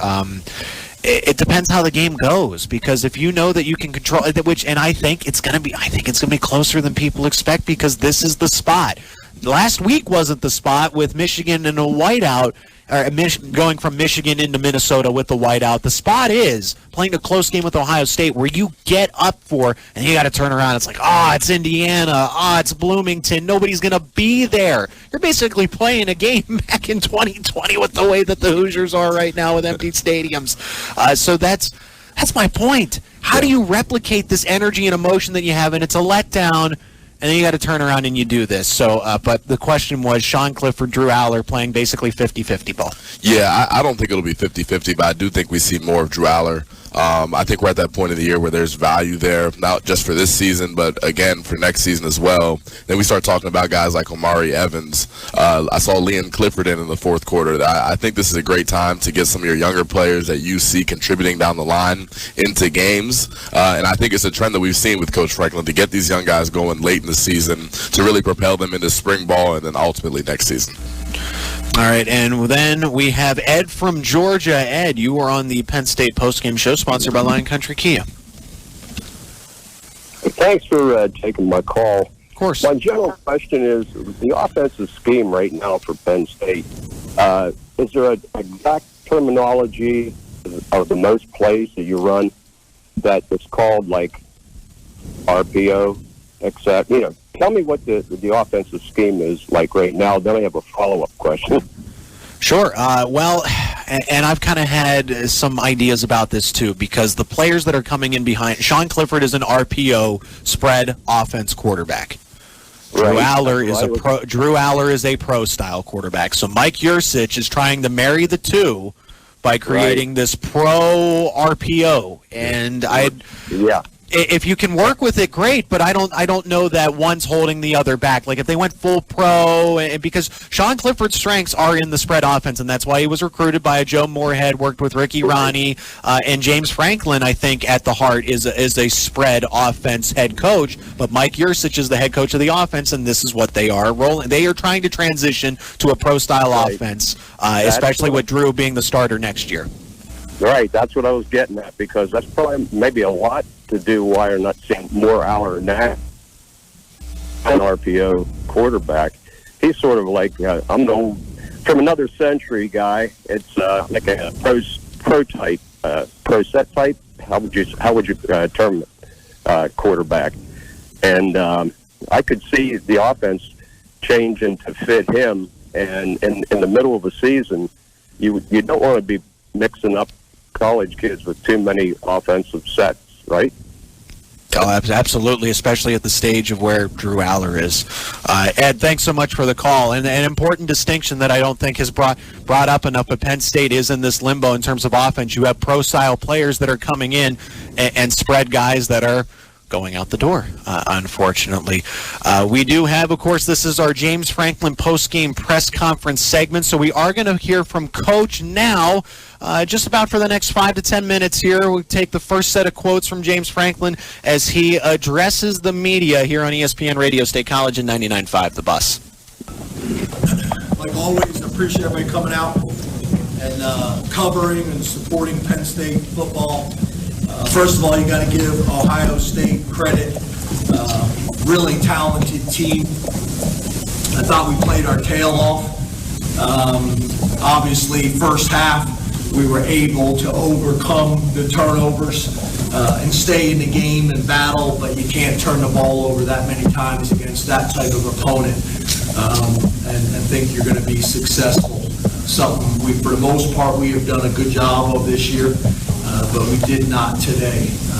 Thought we played hard, did some really, really good things. There's a ton of stuff to be proud of, but there's just as much stuff that we got to correct tomorrow. There's a lot of corrections, obviously, that we have to make. But to me, the game starts and ends with the turnovers. You can't give that type of team a short field that many times and be successful. It's going to make it really challenging. So I'll open up the questions. Raise your hand, look at the mic to you. All right, so that was James Franklin's opening statement. Guys, the quote there that he gave was, you can't have that many turnovers and expect to beat Ohio State. I think that's fair. Yeah, I think it's incredibly fair. I think it's a point we've made 2 or 3 times on the show already. I think absolutely that's the critical mistakes that are going to lose you games. All right, let's get back to James Franklin and hear some of the questions he takes from the Penn State media. James, how would you assess Sean's performance, and do you expect more from him than to turn it over 4 times? Yeah, I thought he played gutsy and made some big-time plays, but obviously you can't have the turnovers. The one, I don't know if it's necessarily his fault. It was a pressure and a strip sack. But the other ones, whether left the ball inside or whether got to find a throwing lane around, really athletic, long defensive ends, you got to find a throwing lane. So I thought he played gutsy. He did some really good things, but obviously there's some things that we got to get cleaned up too. James, as a coach, how do you reconcile being up in fourth quarter on the number 2 team in the country, and then literally 7-8 minutes later you're down 20? How do you evaluate your team when something like that happens so quickly? Yeah, again, the game starts and ends, with the turnovers. We knew this type of opponent we were going to have to be able to score points on. They're explosive on the offensive side of the ball. They're explosive on the defensive side of the ball. Played our tail off, but made too many critical mistakes. James, how do you assess the play of your defense? You held them to 16 points, forced a bunch of field goals, but then inevitably they exploded for some points in spite of the turnovers. Can you talk about how your defense played overall? How do you assess it out? Yeah, I thought we played our tails off, especially a bunch of short fields. I think they had the one drive, right after we went down and got the lead again. They had the one long drive that they put together. We went tempo a couple times, but for as many short fields as they had tonight, they played really well. Obviously, the one guy we struggled with is Marvin Harrison. He's obviously a really good player, and they went to him time and time again. But overall, we played really well. James, what do you say to your side after those turnovers, or do you leave it up to your position coaches to talk to your players? Yeah, it's impossible to talk to your sideline. Or talk to Sean or somebody like that. Obviously, that's not the time right there to critique. They're feeling bad enough at the moment, so you try to support them and move on to the next play. We'll make those corrections on Sunday. James, over here. How would you describe the gap between Ohio State and Michigan and Penn State? They got good football teams, and we played really well against Ohio State today. Had a chance to win the game, made too many mistakes in critical moments, which you can't do against a top-ranked opponent like that. You guys converted 3 fourth down, so what did that do just to energize your team and keep you guys in it? Obviously, you didn't have the result you wanted, but what did converting those 4th downs really do for your team? Yeah, coming into this season, we wanted to be aggressive on 4th down. Coming into this game, you look at their game last week. We knew we were going to have to be able to score some points against these guys and take some risks and take some chances. Obviously, the 3 that we converted were big and allowed us to score points, allow us to score touchdowns. We're going to have to take on some of those risks. But again, the margin of error against these type of opponents is very small. James, it seemed like you guys were a completely different offense in the first half, maybe schematically than you have been a lot earlier this year. How much were you guys saving for this game, and how would you evaluate that first half offensive performance and sort of doing those good things? Yeah, I thought some of the things we did from a change-up perspective in terms of formations and personnel groups, I think helped us. Gave them some kind of things to think about. They weren't as confident with our formations, what we were going to run out of our formations. So I think it was a nice change-up, and I think allowed us to move the ball. We moved the ball pretty effectively against that team. So I thought we did some nice things. Again, I don't mean to keep saying the same thing over and over again, but besides the turnovers, I thought we did some pretty good things on both sides of the ball. That was James Franklin from his post-game press conference addressing the media after a 44-31 loss to number 2 Ohio State. My name is Zach Seyko, joined by Jason Lord and Aeneas Hawkins. We wrap it up with our final segment, looking around the Big Ten and addressing Penn State versus Indiana. This is a game that is not going to be as emphatic for Penn State, and we'll address it next here on ESPN Radio State College and 99.5 The Bus. Wake up to a cold home? PBCI Allen can help. Shower on the fritz? PBCI Allen can help. PBCI Allen can even help when your outlets stop working. Once you make the call, you can rest easy knowing PBCI Allen is on the job. Their techs aren't just well-trained, they're extremely friendly. You may even want to take them to work with you. Speaking of work, PBCI Allen can help there too. From commercial HVAC, plumbing and electrical, to sprinkler systems, restaurant and refrigeration equipment, PBCI Allen does it all. Make the call today. You won't be disappointed. Dial 814-238-3756. PA license number 11414. Penn State fans, getting the best in Penn State apparel and gifts has never been easier. With a couple of clicks on your computer or mobile phone, the Student Bookstore can make it happen. Whether it's the latest styles of Penn State apparel or great PSU items for your tailgate, the Big Blue in the Corner has it all. With great prices, fast service, and a huge selection of Penn State apparel and gifts, you can't go wrong shopping at thestudentbookstore.com or visit SBS at 330 East College Avenue in downtown State College. SBS is open 7 days a week and always online at thestudentbookstore.com. My dear, beautiful, brilliant friends and customers, what is your favorite season? Mine is the season of love. But of course, and the season of love is all year long. If you found your partner for life, your partner in crime, your partner for laughter and love and sharing this amazing life, yay! And now it's time to say those 4 words to seal the deal. Will you marry me? For the diamond that makes the season of love your own favorite, come see us at Conference Jewelers in downtown Bellefonte. You finally did it. You made the investment in a new electric vehicle. Now you want to charge it at home and avoid those waits at the charging station. PBCI Allen Mechanical and Electrical can help.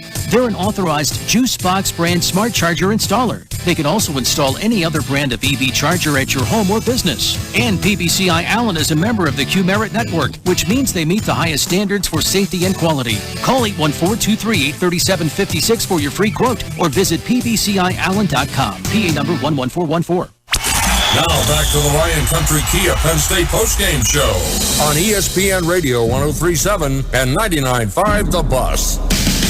Let's check in on what's happening around the Big Ten. Sponsored by PBCI Allen Mechanical and Electrical. Choose PBCI Allen Mechanical and Electrical for all your HVAC, electrical, plumbing, sewer, commercial refrigeration, freezer repairs, and electric car charging station installs. PA license number 11414.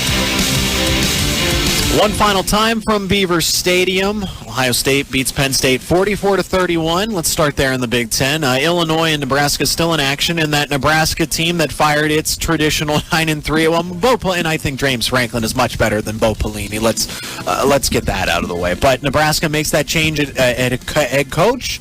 And look where they are. 23-9, losing to number 17 Illinois at home in the fourth quarter.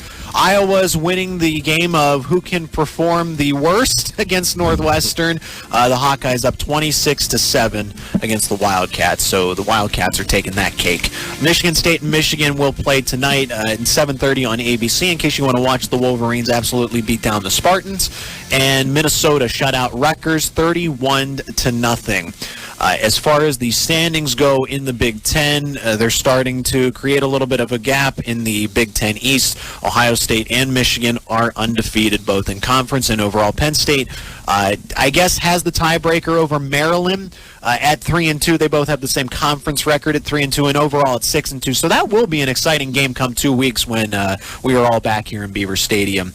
Michigan State is 1-3. Rutgers and Indiana are both 1-4. That is a bad Indiana team, which we will get to in just a moment. Illinois will go on to be 4-1. I anticipate they beat Nebraska, but they're still never say never. 6-1 overall. They should improve to 7-1. Purdue is 3-2. They had a bye week this week, 5-3 overall. Nebraska will fall to 2-3 most likely, and 3-5 overall. Minnesota is now 2-3 in conference and 5-3 overall. Wisconsin's 2-3 in conference, 4-4 overall. Iowa will improve to 2-3 in conference, 4-4 overall, and Northwestern will fall to 1-4 and 1-7 overall. Most likely, of course. Again, anything can happen, but I will take my chips with Iowa here, and I will take my chips with Illinois here. Indiana. So Indiana is 1-4 in conference and 3-5, and that Rutgers team that lost 31-0 to Minnesota lost to Indiana. Somehow Indiana beat Illinois, too. That's where that one Big Ten loss for the Fighting Illini comes from. So, and they played Michigan tight in the first half on the road. Look, okay, am I predicting an Indiana surprised upset? By no means. But will this be an ugly game that Penn State's probably going to have to wake up for later on? Like, they're going to need maybe a punch in the mouth from Indiana, especially when that team has nothing to lose? Yeah, I can see that happening, especially the game they just played today. Like, look, you took Ohio State down to the wire with 8 minutes to go. You had a 5-point lead here in front of your home crowd, and then Ohio State just blows you out the water. That, for a team that the way they're not afraid of Ohio State. So, man, this is where these kinds of losses linger. And it's not that Michigan game. It is this one where it's like we were right in the thick of it. We were this close to upsetting the number 2 team in the country and proving everybody wrong. We didn't. And now we got to turn around and go to Bloomington. And that is not fun. I'm not that excited for the matchup. I got to analyze this Indiana team that lost to Rutgers. Like, they suck. They are bad.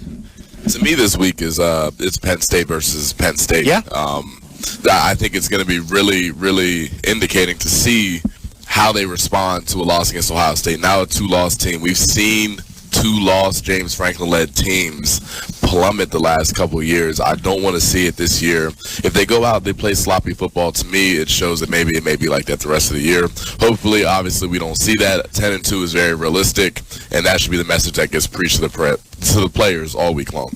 Yeah, I think that loss to Illinois, or that victory over Illinois by Indiana tells me exactly that. Anybody could beat anybody on any given day, and you're absolutely right in my opinion, Zach. I think when you look at it right now, it's going to be hard to get up for that game. If you are Penn State, obviously you put a lot of adrenaline and everything into this game. You came up short. Where are you going to be as a team come next week? Where are you going to be as a team this week coming into Saturday? It is going to be the biggest thing. I think Aeneas makes a great point. It's Penn State versus Penn State, really, in a lot of ways this week, because I'm just not sure where you're going to be. It's going to be very difficult. You want to try to avoid playing down to your competition, which a lot of teams, unfortunately, don't do, and that's what Penn State has to try to avoid coming up this week. I mean, Indiana's played teams close. They played a good first half of football against Michigan, but they did lose that game. They lost to Nebraska. They lost to Cincinnati. They beat Illinois somehow to open up the season. But a 5-point loss to a Maryland team that is 6-2, and that I think will be a strong. I think it's a favorable matchup for Penn State, but Maryland is not going to come in here and just roll over when they play. That should be a battle of 7-2 teams when all's said and done. That second weekend in November, and then the loss to Rutgers is just kind of inexplainable. But they played Maryland close. They played Michigan close for a half. Cincinnati close for a half, and I know it's a full game of full 4 quarters. And you played Illinois. You beat Illinois, and Illinois is honestly right now projected to win the Big Ten West. So I can't get a read on this team other than they are really bad. They're in shambles, and I hope Penn State doesn't overlook them. And I don't look. This is just kind of subconscious theory here. How can you not look past an Indiana team that looks like this for a Maryland team that is your next defining point of the season? It's not Indiana. It's at home again for Military Appreciation Day against Maryland November 12th. Especially with a roster full of kids that are from the DMV. Yeah. They're naturally going to be looking forward to that one already. So I think Indiana plays them close from the fact of it's just going to be an ugly game, unfortunately. I hope I'm wrong. I hope that you say, no, hey, let's go take our frustrations out on this Indiana team. But with the road trip, with a team that doesn't define the season, you have this is a trap game. By definition, truly a trap game coming off a game against number. It doesn't matter the result, actually, whether they beat Ohio State or lost. This is a trap game because it's sandwiched in between 2 important opponents, Ohio State and Maryland, and you have Indiana in here I don't even think Indiana cares about Indiana at this point. They truly have a lost season. I think the other thing that plays a role, obviously, and I agree with you, I think it's going to be hard to get up for this game no matter what. What's the kick time going to be? If it's a noon kick out there? I anticipate a 3:30. I think if it's we've seen very good Penn State teams play at noon on the road, and the start is as sluggish as it gets, and you're not coming off a loss to Ohio State. So the worry for me is absolutely if this kick time's noon, It could be 3:30. It could be who knows what. But if it's a noon kick, that's even more worrisome to me to how you get up for this game from Penn State perspective. Yeah. And don't let an Indiana team like this hang around, because Michigan figured that out in second half. They made adjustments and they put them away. They did not give them any sort of hope, and that's how you have to do that. So I don't. It's just kind of as a football team, you have to be mature enough. You have to be able to adjust enough, but it is tough to say. It's not easy, okay, to turn around and do that. But just because of what we've seen over the past 9 years of James Franklin, and just generally in college football, right? Like, this isn't just it's just Penn State. No, it is not. It is not by any means. It is tough to get up for these kinds of games, especially when when you play like you have nothing to lose. Those are some of the toughest games, when they play fearless like that. Dangerous teams. You are going to get a fearless Indiana team, even though Penn State up and down the roster beats them in talent from first string to fourth string. Really, that's the case that we have here. Yeah, some teams can really flip a switch no matter what and produce. Other teams turn out the lights, the party's over. Other teams are in between. You're going to find out next week where Penn State is. One of those three at this point, coming off a loss to Ohio State. Which one are you? Does that 1-0 looking to be 1-0 next week, or 0-1 looking to be 1-0 next week? Does that mentality play true to form? It has to next week. I agree with you 100%, Zach. I think that's going to be a hard game to get up for, and you can't overlook what they're capable of doing, because there's a good chance you're going to be 7-2 facing a 7-2 Maryland team. Coach Franklin just needs to go into that facility and put pictures up of the Orange Bowl all throughout the facility and compare it to images of the Belk Bowl or whatever irrelevant bowl they could end up at the end of the season if they don't lock in. This is the time to really dial in, continue to accomplish goals, and it's going to be important that Coach Franklin keeps everybody focused the entirety of the week. What's the first trophy that you see going into the one? I forget. I haven't been there. It's been 4 or 5 years maybe, but I think it's the Fiesta Bowl trophy that's right out in front. It's not the hey, look at our 7-6, and that was. And I know the team program was in a much different place, but when they won the Pinstripe Bowl against Boston College, that's not the first one you see. Not. It is not, and it will never be. Not great it's there. It's showcased, but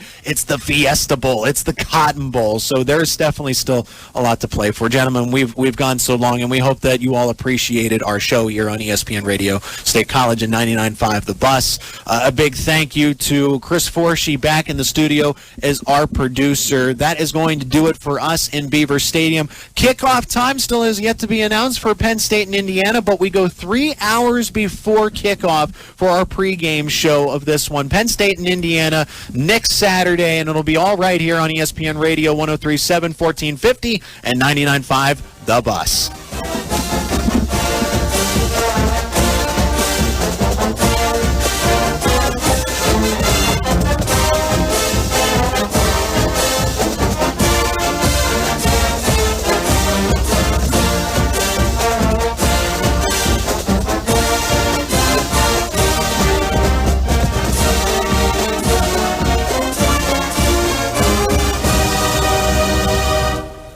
You've been listening to the Penn State Postgame Show, sponsored by Lion Country Kia, on your flagship stations for Penn State sports. ESPN Radio 103.7 and 1450 WQWK State College and 99.5 The Bus, WBUS Center Hall. Thanks for joining us during our complete coverage of the Nittany Lions today. And remember to tailgate with State College's ESPN Radio and 99.5 The Bus 3 hours before every Penn State football game.